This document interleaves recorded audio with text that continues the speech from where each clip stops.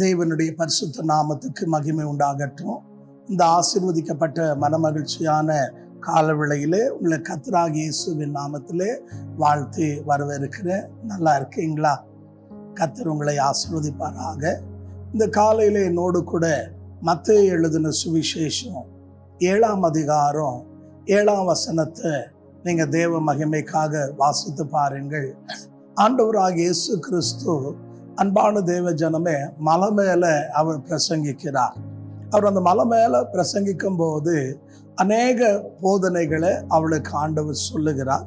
அதுல ஒரு வார்த்தை என்ன அப்படின்னு கேட்டீங்கன்னா, இந்த 7:7 முதல் பகுதியை நீங்க வாசிச்சீங்கன்னா, கேளுங்கள் உங்களுக்கு கொடுக்கப்படும் என்று சொல்லி. அன்பான சகோதரனே சகோதரியே, 2வது தேடுங்கள் நீங்கள் கண்டு கொள்வீர்கள், 3வது தட்டுங்கள் உங்களுக்கு திறக்கப்படும். இந்த 3 வார்த்தையை இந்த பகுதியிலே நம்ம கவனிக்கிறோம். அன்பான சகோதரனே சகோதரியே, இன்னைக்கு இந்த கால வேளையில நான் இந்த முதல் பகுதியை உங்களோடு பகிர்ந்து கொள்ள விரும்புகிறேன். இந்த ஆண்டவர் சொல்றாரு, கேளுங்கள் உங்களுக்கு கொடுக்கப்படும்.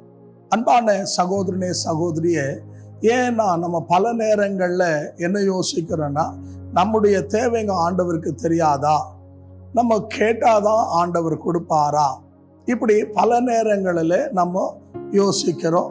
அன்பான தேவ ஜனமே, தேவனுக்கு நம்முடைய நிலைமை தெரியாத, கண்டிப்பா எல்லாமே ஆண்டவருக்கு தெரியும். ஆனா அன்பான சகோதரனே சகோதரியே, நமக்கு ஒரு விதிமுறை இருக்குது, ஒழுங்கு கிரமம் இருக்குது. இப்ப பாருங்க, பசி எடுக்கிறவனுக்கு நீ ஆகாரத்தை கொடுத்தா அவன் சாப்பிட்டு திருப்தியா இருப்பான். வயிறு ரொம்பினவனுக்கு அன்பான தேவ ஜனமே, நீங்க சாப்பாடு கொடுத்தீங்கன்னா அவன் அந்த சாப்பாட்டை மதிக்க மாட்டான். ஏன்னா ஏற்கனவே வயிறு ரொம்ப இருக்கு, அவனுக்கு அது தேவையில்லை. நீங்க எவ்வளவுதான் ருசியா செஞ்சு கொடுத்தாலும் கூட அது அவனுக்கு இன்பமா இருக்காது. அதே போலதான் ஆண்டவர் கூட நம்முடைய எல்லா தேவையும் அவருக்கு தெரியும். ஏன்னா அவர் நம்மை சிருஷ்டித்த தேவன்.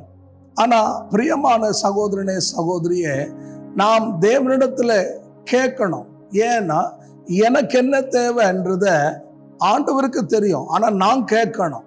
ஒரு புள்ள பள்ளிக்கூடத்துக்கு போற புள்ள வந்து நோட் புக் இல்லை மம்மி அப்படின்னா, அந்த நோட் புக் இல்லைன்னு வந்து சொல்லும் போது தான் நம்ம வாங்கி கொடுக்க முடியும்.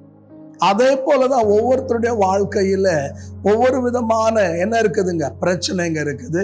ஒவ்வொருத்தருடைய வாழ்க்கையில குடும்ப சூழ்நிலைகள், ஒவ்வொருத்தருடைய பிள்ளைகளுடைய தீர்மானம், ஒவ்வொருத்தருடைய பொருளாதார தேவைகள், இப்படி பல மனுஷனுடைய எதிர்பார்ப்புங்க இருக்குது. ஆகையால் அன்பான தேவ ஜனமே, எது தேவைன்றத நீதான் தேவனிடத்துல கேட்கணும்.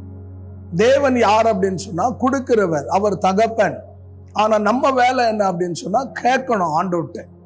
நீங்க வேதத்துல வாசித்து பாருங்க, மத்தேயு எழுதின சுவிசேஷம் 15ஆம் அதிகாரம் 21ஆம் வசனத்திலிருந்து 28ஆம் வசனம் வரைக்கும் வாசிச்சீங்கன்னா, ஒரு கானானிய ஸ்ரீ ஆண்டவர் பின்னால வருகிறாள், வந்து சத்தம் இடுகிறாள், ஆண்டவரே என் மாளுக்கு பிசாசு பிடித்து இருக்குது, இந்த பிசாசின் பிடியிலிருந்து விடுதலை செய் அப்படின்னு சொல்லி.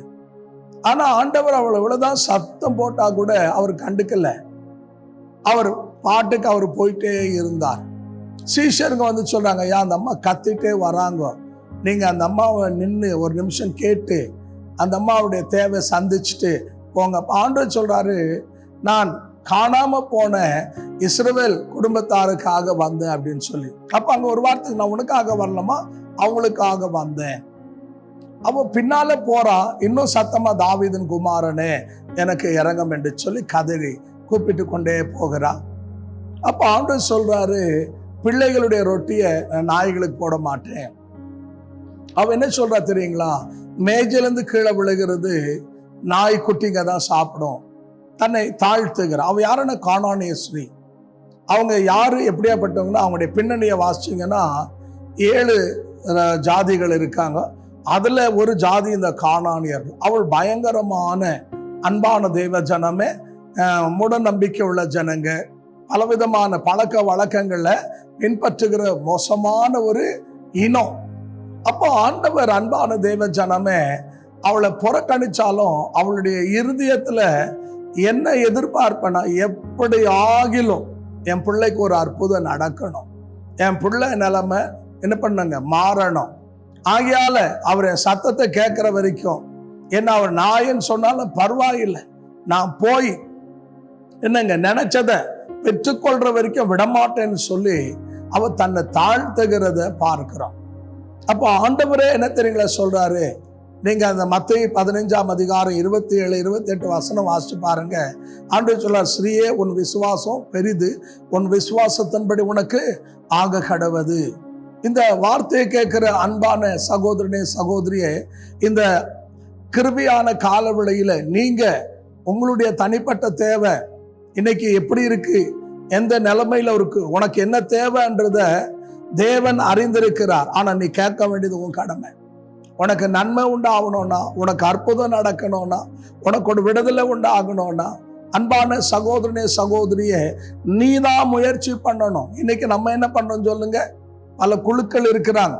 நீங்க மாசத்துக்கோ இல்லை வருஷத்துக்கோ இவ்வளவு சந்தா கட்டிட்டீங்கன்னா, நாங்க உங்க ஃபேமிலி போட்டோ அனுப்பிட்டீங்கன்னா, நாங்க உங்களுக்காக என்னங்க, உங்க பிள்ளைங்களுக்காக, உங்க குடும்பத்துக்காக நாங்க ஜெபம் பண்றோம். அன்பான தேவ ஜனமே, உனக்காக மற்றவங்க ஜெபம் பண்ணலாம். பவுலே சொல்றார், எனக்காக ஜெபம் பண்ணுங்கன்னு சொல்லி. ஆனா மற்றவங்க ஜெபிக்கிறத காட்டிலும், மற்றவங்க கேட்கறத காட்டிலும் நீ உன் தேவைக்காக கேட்கறது ரொம்ப முக்கியம். ஏன்னா மற்றவங்க கேட்கும் போது அன்பான தேவ ஜனமே, உன்னை போல அவங்க கேட்க மாட்டாங்க. ஏன்னா உன் தேவை, நீ போற பாதை எவ்வளவு கடினமானது, நீ சந்திக்கிற பிரச்சனை எவ்வளவு கடினமானது, உன் சூழ்நிலை எவ்வளவு மோசமா இருக்கு, உன் குடும்பத்துல எப்படியாப்பட்ட என்னங்க பிரச்சனை கலவரம் நிறைஞ்ச வாழ்க்கை இதன் மத்தியில நீ வாழ்ந்துட்டு இருக்கிறன்னு என்னங்க மற்றவங்களுக்கு தெரியாது, உனக்கு தான் தெரியும். ஆகிய உன் பிரச்சனைக்காக நீ தான் என்ன பண்ணணும், ஆண்டோட சமூகத்துல கேட்கணும். அண்ணால கவனமா பாருங்க. அவருடைய சக்காலத்தை அவளை மலடின்னு சொன்ன உடனே அண்ணா என்ன பண்ண தெரியுங்களா, தேவ சமூகத்துல அழுதான். இந்த வார்த்தை கேட்கிற அன்பான தேவ ஜனமே, உன் போட்டோ கொடுத்து அனுப்பிட்டா என்னங்க அவங்க டெய்லி உனக்காக அழுந்து ஜெபம் பண்ணுவாங்க நினைக்கிறியா? கண்டிப்பா இல்லை. என்னைக்கோ ஒரு வாட்டி அழுந்து ஜெபிப்பாங்க. ஆனா டெய்லி உனக்காக அழுவாங்களா? கண்டிப்பா அழுவ மாட்டாங்க. ஆனா டெய்லி யார் அழ முடியும்னா நீ அழ முடியும். ஏன்னா உனக்கு தான் பிரச்சனை, உனக்கு தான் தேவை, உனக்கு தான் அற்புதம் நடக்கணும், உன் நிலைமை தான் மாறணும், கர்த்தர் உன் தேவையை தான் சந்திக்கணும். ஆகிய நீ தான் தேவன் என்ன பண்ணணும், கேட்கணும். எப்படி கேட்கணும்?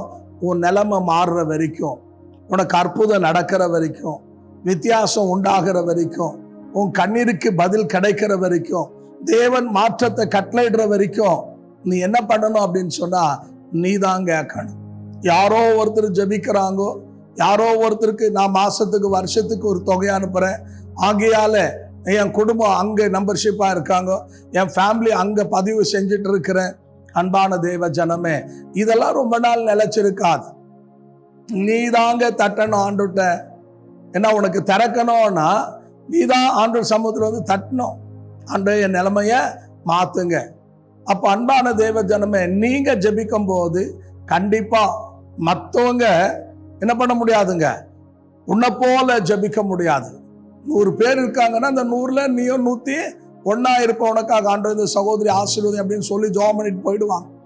ஆனா நீ உக்காந்து என்னங்க மணிக்கணக்கா ஆண்டவரே இந்த நிலைமை மாறணும் அப்படின்னு சொல்லி யார் மணிக்கணக்கா உக்கார முடியும்னா நீங்க தான்.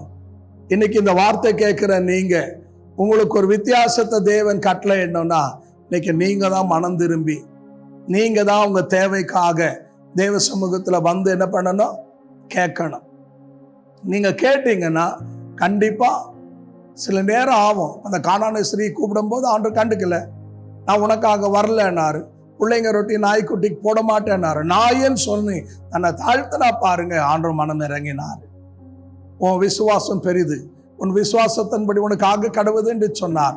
நீங்க 15-28 வாசித்து பாருங்க. அந்நேரமே வீட்டுல இருந்த பிள்ளை சுகம் பெற்றான், அற்புதம் நடந்துச்சு. அப்போ உனக்கு அற்புதம் நடக்கணும்னா நீ தேவனை தேடணும். நீ தேவனை தேடும் போது, கேட்கும் போது உனக்கு கண்டிப்பா கர்த்தர் அற்புதம் செய்வார். எத்தனை பேர் விசுவாசிக்கிறீங்க? இந்த காலையில அன்பான தேவ ஜனமே, தேவன் உங்களோடு பேசிட்டு இருக்கிறார். இன்னைக்கு நீங்க என்ன பண்ணணும், உங்களுடைய வட்டத்தை விட்டு வெளியே வந்து நீங்க தேவனுக்கு முன்னால ஒப்புருவாய் நீ கேட்கும் போது இந்த 6ஆம் மாதத்துல கண்டிப்பா தேவன் உன் நிலைமையை மாற்றி, உன் சூழ்நிலையை மாற்றி உனக்கு வித்தியாசத்தை கட்டளையிடுவார். விசுவாசிக்கிறீங்களா? இருக்கிற இடத்துல கண்களை மூடி தலைகளை தாழ்த்தி நாம் ஜெபிப்போமா? பரிசுத்த பிதாவே, இந்த மனமகிழ்ச்சியான கால விளைக்காக நன்றி செலுத்துகிறோம். சேனைகளின் கர்த்தாவே, இந்த காலையிலே நம்முடைய பாதத்திலே நாங்கள் கடந்து வருகிறோம். சமீபத்திலும் தூரத்திலும் இந்த வார்த்தையை கவனிக்கிற அன்பு ஆண்டவரே சகோதர சகோதரர்களுக்காக நாங்கள் ஜெபிக்கிறோம். கேளுங்கள் கொடுக்கப்படும் என்று நீங்க சொன்னீர். தேவரீர் இந்த நாளில் இந்த வார்த்தை கேட்டு உணர்த்தப்பட்ட ஒப்பு கொடுத்த அன்றை இன்றைக்கு தங்கள் வாழ்க்கையில நன்மையை அன்றை எதிர்பார்த்து கொண்டிருக்கிற ஒவ்வொரு தேவ பிள்ளைகளுக்காக ஜெபிக்கிற தகப்பனே, அவருடைய நிலைமைகள் மாறத்தக்கதாக, அவருடைய சிறையிருப்புகள் அன்றைக்கத்தா மாறத்தக்கதாக, அவருடைய கண்ணீர்கள் மாறத்தக்கதாக, அவருடைய கட்டுகள் உடைக்கப்படத்தக்கதாக, அவருடைய கடன் பிரச்சனைகள் நீங்கத்தக்கதாக, அவருடைய வியாதிகள்லேருந்து சுகம் பெறத்தக்கதாக, விழுந்த இடத்துலேருந்து எழுந்திருக்கத்தக்கதாக, பின்மாறி போன வாழ்க்கை மீண்டும் தேவன் பக்கமாக வந்து சேரத்தக்கதாக, உடைந்த குடும்பம் சேர்ந்து வாழத்தக்கதாக, இவங்க இன்றைக்கு உண்மை கேட்கத்தக்கதாக ஒவ்வொருத்தரையும் மாற்றுவீராக. ஆண்டவரே, விழுந்து போன தாவீதின் கூடாரத்தை எப்படி எழுப்பி நிற்க வச்சிரும், அப்படியே விழுந்து போன ஒவ்வொரு குடும்பத்தையும் ஆவிக்குரிய வாழ்க்கையும் தேவன் எழும்பி நிற்க வைக்க செய்யும். அற்புதங்களை செய்யுங்க. இந்த வார்த்தை கேட்டு உணர்ந்து ஒப்பு கொடுத்த ஒவ்வொருத்தரையும் உங்களுடைய ஆணைப்பா இந்த கரங்களால தொடுங்க. அவரோட குறைகள் எல்லாம் மன்னிங்க. அற்புதங்களை செய்து நாமத்தை மகிமைப்படுத்தும். என்னோட ஜெபங்களை கேட்டதுக்காக நன்றி. தொடர்ந்து காத்துக்கொள்ளும். இயேசு கிறிஸ்துவின் நாமத்தில் பிதாவே, ஆமென். கர்த்தர் உங்களை ஆசீர்வதிப்பாராக. இந்த வார்த்தை உங்களுக்கு பிரயோஜனமா இருக்கும்னு விசுவாசிக்கிறேன். கர்த்தர் உங்களோடு பேசியிருக்கிறார். நீங்க இன்னும் ஆவிக்குரிய வாழ்க்கையில வளரணும் அப்படின்னு சொன்னா, அன்பான சகோதரனே சகோதரியே, நீங்க எங்களை தொலைபேசியின் வழியா அணுகலாம். உங்களுக்கு ஜெப குறிப்பு இருந்தா எங்களுக்கு தெரியப்படுத்தலாம். நான் ஏற்கனவே சொன்னது போல நானும் ஊழியம் சபை குடும்பம் இருக்கு, உங்களுக்காக கண்டிப்பா ஜெபிப்பேன். ஆகையால அணுகுங்க. தேவன் உங்களை ஆசீர்வதிப்பார். ஆமென்.